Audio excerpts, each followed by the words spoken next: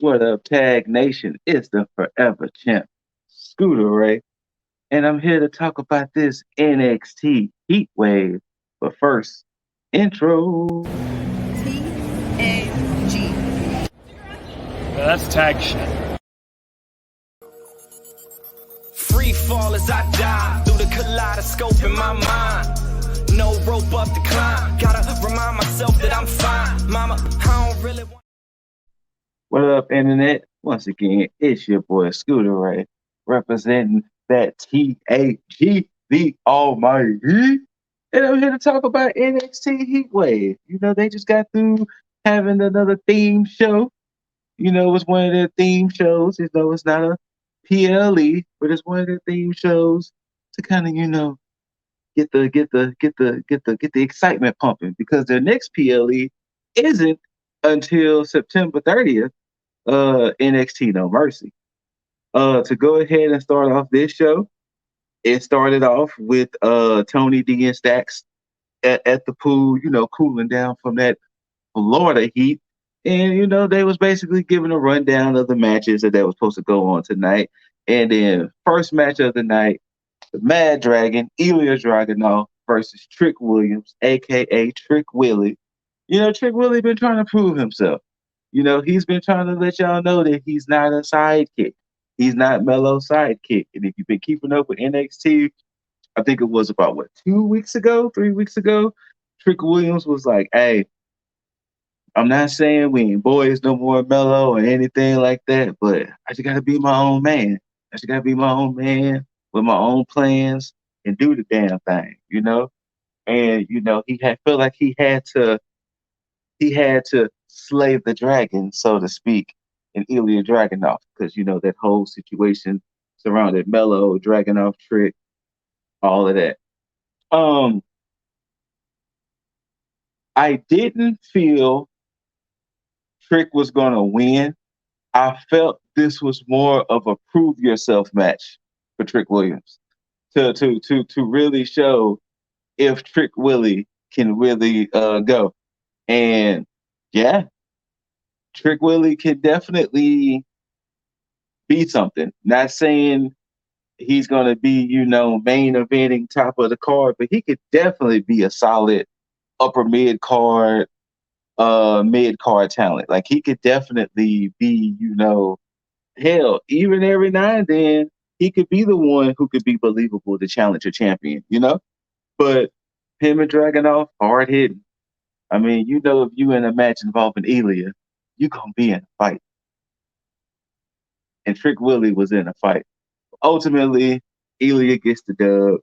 Uh, Ilya kind of showed some respect. He kind of looked at Trick and was like, all right, I see you. I see you. And we'll see what happens after that. Next up, Ivy Nile versus Ava Rain. I didn't even know this match was supposed to happen. I felt like this was just boom. But yeah, of course, the whole schism is around the ring. And Ivy is in the island by herself ever since the Creed brothers lost the loser leaves NXT match. But wink, wink, if you've been watching, what's been secretly going on. But of course, all the schism, including the mass people, or as Aranya Miss likes to call them, the Jabberwockies, were all surrounding the ring. Ivy hits her submission finisher, taps out Ava. Then members of the women members of Schism was trying to attack Nile. She was beating them up. I think even one of the guys jumped in, beat them up. Then she tried to hit the submission again on Ava, and two other members took Ava and kind of left. Wink, wink. To just go ahead and wrap up all of that in one bow. One segment, the two guys and Ava were talking, and she was basically calling Ava out to the parking lot, saying, "Hey, you won't come out here. Schism is stronger than ever. Multiple roots, one tree." They were standing in front of this giant tree that they lit up purple, and it was like, "Hey, meet me out here. If you're really so big and bad, meet me out here. You know what I'm saying? Meet me out here and let's do this. Then the next segment, Ivy comes out and she's like, "What? What's up?" And she's like, "Get them boys, get them boys!" And then they take off the mask. It's the Creed Bros. So essentially, they have commandeered Ivy. I'm not gonna say the other word. I'm not Ivy. Sorry, Ava. They have essentially commandeered Ava, and per the commandeering, they was like, "Look, if you want Ava back, we're gonna run back this tag team match. And this time, if we win, of course, we're reinstated back at NXT. And not only that, but to cut the shenanigans, we're gonna do this in a cage match." Schism responded, "Yeah, we gonna do this. Y'all have no honor. How dare y'all do this? How dare y'all commandeer Ava like this? Sweet, innocent Ava, she has done nothing wrong. Do you not have honor creeds?" And then Dyad was like, "Look, your problem is you're worrying about the other members, but you forget you're locked in the cage with us, the grizzled young veterans." God, I missed that tag team name so bad. So we're gonna get that. Nathan Frazier, Noam Dar for the real Heritage Cup Championship. Of course, Noam Dar has Metaphor, Jakara Jackson, Lash Legend, Oro Mensa. Nathan Frazier had Tyler Bate. If you're unfamiliar with the Heritage Cup rules, six 3-minute rounds. Or was it 5 minutes? 3 minutes. 6 3-minute rounds. You get the little break in between. Knockout or pinfall. Knockout and is it knockout and tap out? Knockout and tap out, instant win. Knockout, tap out, instant win. Otherwise, if you're doing pinfall victories and things like that, you got to get two. You got to get two up on your opponent. Rope breaks, all of that, still regular matches. It's just done in rounds. And if it happens to go to the full thing, there's a list of judges somewhere out there that will determine a winner. I want to say during round 1, maybe 2, because it was during commercial break, Dabba-Kato comes out and attacks Bate. So now Frazier doesn't even have a corner man anymore. Dar gets the first victory. Frazier gets the second. And then due to shenanigans and chicanery, of course, close to the very end of round 6, Dar hits the Nova Roller. Boom. 1, 2, 3. Dar is now 3-time NXT Heritage Cup champion. Excuse me. There were other segments because I'm trying to remember some of the segments thrown in. Like you had at some point close to the main event, Dijak was calling out Eddie Thorpe and was like, "Hey, I was so close to becoming #1 contender where I could have took that championship and you ruined that for me, Thorpe." So it was like, "I'm gonna come see you, my brother. I'm gonna come see you." And I just messed up my hair. Yeah. Uh uh oh my god, I just had it in my head and then it just left. Thea Hale and JC Jane had a segment after their match last week where Thea Hale was still upset. JC was letting her know that, hey, you will get through this. People like us usually survive. You just have to basically grin and bear it. Yeah, just grin and bear it.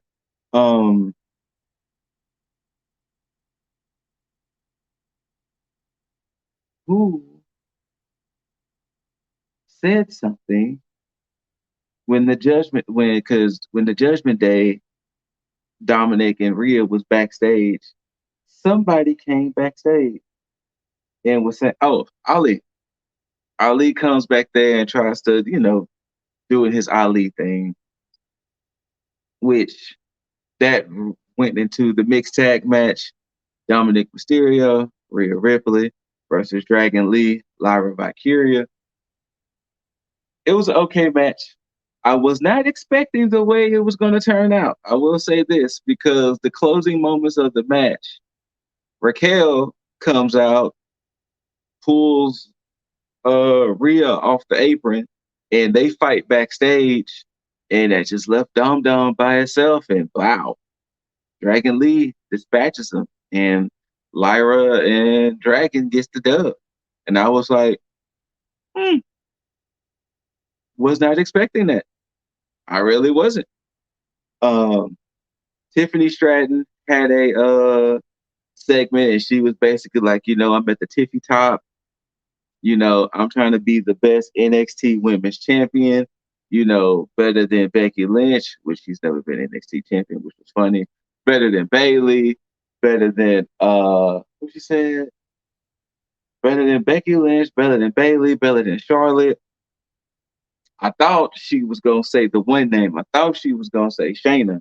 You know, she. I thought she was gonna say Candyman, but she didn't say Candyman when it came to Shayna. So she was cool. And then Gigi Dolan comes out talking trash. Then after Gigi, it was Kiana. After Kiana, it was Blair Davenport. After Blair, it was Roxanne Perez. And basically, they all started jaw jacking, and it just led to a scuffle. It led to a whole scuffle. And from the scuffle, next week, fatal four-way between those women to see who's going to be the next one to challenge Tiffany Stratton. And I'm assuming they're going to wait to have that match at No Mercy, which, once again, that's not until September 30th. Also, after Dara's win, they were Metaphor was celebrating backstage, and they announced that they're going to have a global tournament to determine who's going to be the next challenger for Dara's Heritage Cup, and that won't be until No Mercy as well. Von Wagner, Barry Corbin was supposed to have a match. When Wagner came out there, Corbin attacked him from behind, and they literally scuffled. It was a brawl. It never officially got started. And then when Wagner was about to table Baron Corbin, Braun Breaker out of nowhere with a spear, and it was like, damn. And then Braun looks at Corbin on the ground. You sure you ain't scared of me? And Corbin looking up at him. Yeah, I said what I said. So I wouldn't be surprised if they had them a triple threat Beastie Boy brawl. Von Wagner, Braun Breaker, Baron Corbin. I can see it. Trick comes back there and has a little segment with Carmelo, and it felt kind of weird. It felt kind of weird because Carmelo was like, "Yeah, I got to do it by myself."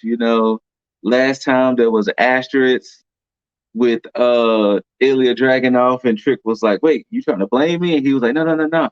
I just want to go out there and just make sure I beat West."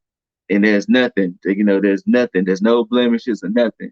And Trick William grabs the belt, gives it to Melo and everything. And I was like, they gonna try to, are they gonna try to make it to where they gonna start fighting Melo and Trick? I don't know.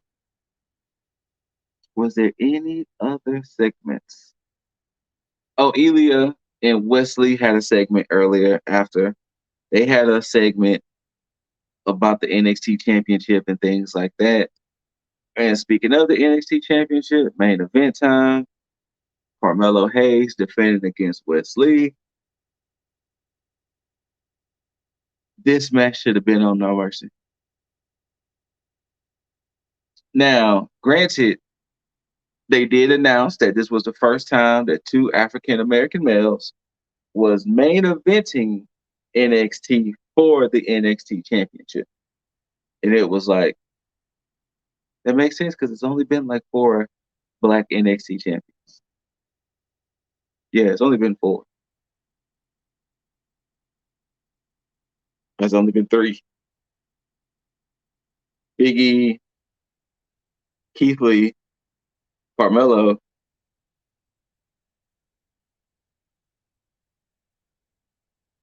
I feel like I could be forgetting somebody. but it might just be them three. Yeah. So, so yeah, I enjoyed this match a lot. Now, of course, if y'all been watching these quick tags, did not feel like a title was going to change. Sorry, but boy, they was doing it. The closing segments of the match. Who child? Wesley was propped up against the announce table. Mello had that no look reverse DDT springboard he does into the announce table, and it was like, damn. Then they kind of recovered from that. Wesley hits the cardiac kick in the ring. Mello rolls out. Wesley tries to dive out there to Mello to where Mello was in like the corner, the front corner of the outside area. Wesley dives and dives into the barricade. And it was like, damn. And then, Mello gets him back in the ring. Nothing but net. Game over. Thank you for coming. I'm the champ for a reason. And once again, it was a good match. I thoroughly enjoyed this match. I thoroughly appreciated this match. I wouldn't mind them even running this match back at No Mercy. I think the only issue is, like Noam Dar said earlier that night, No Mercy is 5 weeks away. So are they going to build up this feud for the next 5 weeks? Are they going to just figure it out and then have it circle back around? But I thoroughly enjoyed this match. Like the athleticism, the one-upsmanship, all of that. Thoroughly enjoyed it. We'll see what happens. But yeah, for the most part. And then, of course, in typical NXT fashion, the champ wins, and then that lower third graphic comes up, and I was like, something's gonna happen, something's gonna happen, something's gonna happen, something. Nothing happened. So it was like, all right, cool. But yeah, that was NXT Heatwave. Wasn't a bad night. The matches were pretty good. NXT tends not to do bad, especially when they have theme shows, and especially when it comes to their PLEs. NXT definitely is on point with their theme shows and PLEs. So, what's funny about that right quick? Funny enough how we was all like, can't believe WWE is not calling their events pay-per-view events, but I've adapted to calling them PLEs already, and I was like, the damn E. Those clever individuals. Those clever individuals. But yeah, shout out to the rest of the tag brethren, Lip Dizzle, Jaeger Bomb Bastard, current champ, and current Money in the Bank holder, Juggernaut 097. Hey, Juggs, this weekend, I told you, I'm going all in to go all out to get what's rightfully mine. 7-time champ. 7. Looking for number 8. That's all I'm saying. Just, I want what's mine back, sir. I'm going all in to go all out. But thank y'all for tuning in. Whether you love it, hate it, don't forget to rate it. Thumbs up, thumbs down, perfect thumbs up. Like, share, comment, subscribe. After you subscribe, tag that notification bell so that way you'll be notified for when we post this content, when we post this heat. When we post this heat for you. Until next time, when we sign off, we got to sign off with that too sweet. Until next time, good people out there, take it easy. Be safe. Be kind to yourself. Love one another. Take care of your mental and physical. And don't forget to tag out. Peace.